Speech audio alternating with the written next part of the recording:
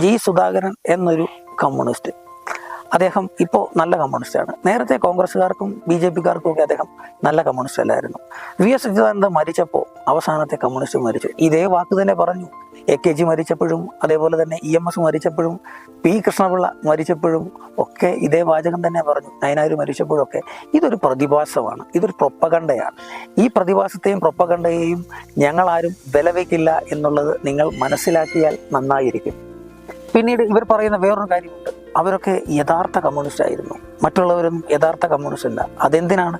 കമ്മ്യൂണിസത്തോടുള്ള സ്നേഹം കൊണ്ടാണ്? ഒരിക്കലുമല്ല. ഈ കമ്മ്യൂണിസം എങ്ങനെ തകർന്നു കാണണം എന്നുള്ള ഇവിടുത്തെ വലതുപക്ഷ ശക്തികളുടെയും വലതുപക്ഷ മാധ്യമങ്ങളുടെയും ആശയം ജനങ്ങളിലേക്ക് പടച്ചുവിടുകയും ഒന്നും അറിയാത്ത ചില ആളുകൾ അതിനെ ഏറ്റുപിടിച്ചുകൊണ്ട് അത് ശരിയാണ് എന്നുള്ള രീതിയിൽ വർത്തമാനം പറയുകയും ചെയ്യുന്നതാണ് ഇവിടുത്തെ ഏറ്റവും വലിയ പ്രശ്നം എന്നുള്ളത് നമ്മൾ മനസ്സിലാക്കുകയും വേണം. ബി കൃഷ്ണപിള്ള മരിച്ചപ്പോഴും, AKG മരിച്ചപ്പോഴും, EMS മരിച്ചപ്പോഴും, നയനാർ മരിച്ചപ്പോഴും, ഈ കഴിഞ്ഞ് നമ്മുടെ പ്രിയങ്കരനായ VS അച്യുതാനന്ദൻ മരിച്ചപ്പോഴും അവസാനത്തെ കമ്മ്യൂണിസ്റ്റും മരിച്ചു കഴിഞ്ഞു. ഈ രീതിയിൽ വർത്തമാനം പറഞ്ഞ് കമ്മ്യൂണിസത്തെ എതിർക്കുന്ന ആളുകളാണ്. കാരണം ഒരു പത്രമുണ്ടായിരുന്നു കേരളത്തിൽ, കമ്മ്യൂണിസ്റ്റ് പാർട്ടി അധികാരത്തിൽ വന്നാൽ ഞാൻ വിഷം കഴിച്ച് ആത്മഹത്യ ചെയ്യും എന്ന് പറഞ്ഞത്. നിങ്ങൾക്കറിയാമോ, 1957 EMSന്റെ സർക്കാർ അധികാരത്തിൽ വന്നപ്പോൾ എന്തിനു പറയുന്നു, ഇപ്പോൾ ലോകരാജ്യങ്ങൾക്ക് മുഴുവൻ വിനാശം വിതച്ചുകൊണ്ടിരിക്കുന്ന അമേരിക്കൻ ചാര സംഘടനയായിട്ടുള്ള CIA കേരളത്തിന് വേണ്ടി പണമൊഴുക്കുകയും കേരളത്തിന് വേണ്ടി പണമൊഴുക്കിയതിൻ്റെ പേരിൽ ഈ വിമോചന സമരം എന്നുള്ള കോലാഹലം നടക്കുകയും വിമോചന സമരം നടന്നതിൻ്റെ പേരിൽ EMSന്റെ സർക്കാരിനെ പിരിച്ചുവിടുകയും ചെയ്തൊരു ചരിത്രമുണ്ട്. ഇത് ഞാൻ പറഞ്ഞതല്ല, ഇത് രേഖകളാൽ രേഖപ്പെടുത്തി വെച്ചിരിക്കുന്ന കാര്യങ്ങളാണ്. ഇത് കേരളത്തിൽ ഉള്ള രേഖകളുമാണ്. ലോകത്താദ്യമായി ഇലക്ട്രൽ ബാലറ്റിലൂടെ തിരഞ്ഞെടുക്കപ്പെട്ട ഒരു കമ്മ്യൂണിസ്റ്റ് സർക്കാരിനെ പിരിച്ചുവിട്ട ചരിത്രമുണ്ട്. ഇതിന് പിന്നിൽ കളിച്ചതാരാണ്? അന്നത്തെ അമേരിക്കയുടെ ചാരസംഘടനയായിട്ടുള്ള CIA ആണ്. CIA ഇവിടെ പണം ഉപയോഗിച്ച് ഇവിടുത്തെ ആളുകളെ വിലയ്ക്ക് വാങ്ങി. അതിൻ്റെ പേരായിരുന്നു വിമോചന സമരം. ആ വിമോചന സമരം നടത്തുകയും EMS സർക്കാരിൻ്റെ ഗവൺമെന്റിനെ പിരിച്ചു വിടുകയുമാണ് ചെയ്തത്. അന്ന് തുടങ്ങിയ കമ്മ്യൂണിസ്റ്റ് വിരോധമാണ്. ആ കമ്മ്യൂണിസ്റ്റ് വിരോധം പലപ്പോഴും പല ഘട്ടങ്ങളിലും അലയടിക്കുകയും ചെയ്തിട്ടുണ്ട്. അമേരിക്കയെ ചൊടിപ്പിക്കാനുള്ള കാരണം എന്താണ്?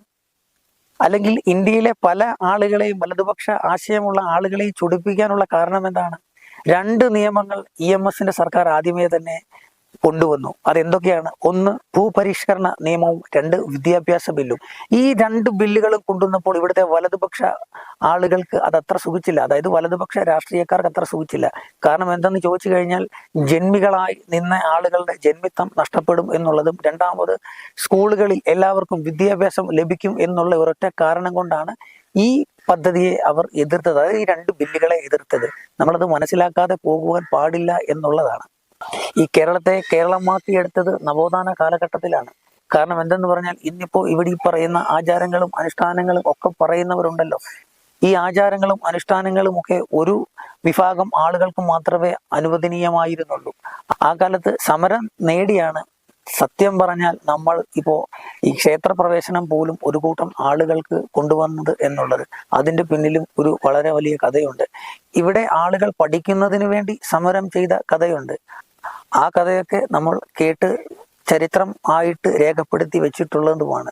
അത്തരം നാടായിരുന്നു കേരളം. ആ നാടിനെ മാറ്റിയെടുക്കുവാൻ വേണ്ടി ഈ നാട്ടിൽ ജനിച്ചു വീണ ഒരുപാട് നവോത്ഥാന നായകന്മാർ കഷ്ടപ്പെട്ടതിന്റെ ഫലമാണ് ഇന്ന് ഈ കാണുന്ന കേരളം. ഇന്ന് നിവർന്നു ഞാനും നിങ്ങളും അടക്കമുള്ള ആളുകൾ സ്വാതന്ത്ര്യത്തോടെ സംസാരിക്കുന്നുണ്ടെങ്കിൽ ആ നവോത്ഥാന നായകന്മാരും ഇവിടുത്തെ ഇടതുപക്ഷ പ്രസ്ഥാനങ്ങളും ചെയ്തു വെച്ച കാര്യങ്ങൾ കൊണ്ടാണ് എന്ന് മാത്രം ഓർത്താൽ നല്ലതാണ്.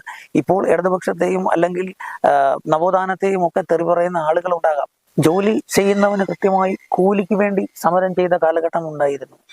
ക്ഷേത്രങ്ങളിൽ പ്രവേശിക്കാൻ, അതായത് ഞാനും നിങ്ങളും അല്ലെങ്കിൽ ഒരു സമൂഹവും ഇഷ്ടപ്പെടുന്ന ദേവനെയോ ദേവിയെയോ അല്ലെങ്കിൽ അവർ ഇഷ്ടപ്പെടുന്ന ദൈവങ്ങളെയോ ഒന്ന് കയറി തൊഴുവാൻ വേണ്ടിയും അവർക്ക് മനസ്സറിഞ്ഞൊന്ന് പ്രാർത്ഥിക്കാൻ വേണ്ടിയും ക്ഷേത്രത്തിൽ പ്രവേശിക്കുവാൻ വേണ്ടി സമരം ചെയ്ത നാടായിരുന്നു കേരളം. ഇതൊന്നും നമ്മൾ മറന്നു പോകാതിരിക്കരുത്. അന്നും ഇവിടെ ഈ പറയുന്ന വലതുപക്ഷ ശക്തികളും വലതുപക്ഷ രാഷ്ട്രീയവും ഉണ്ടായിരുന്നു.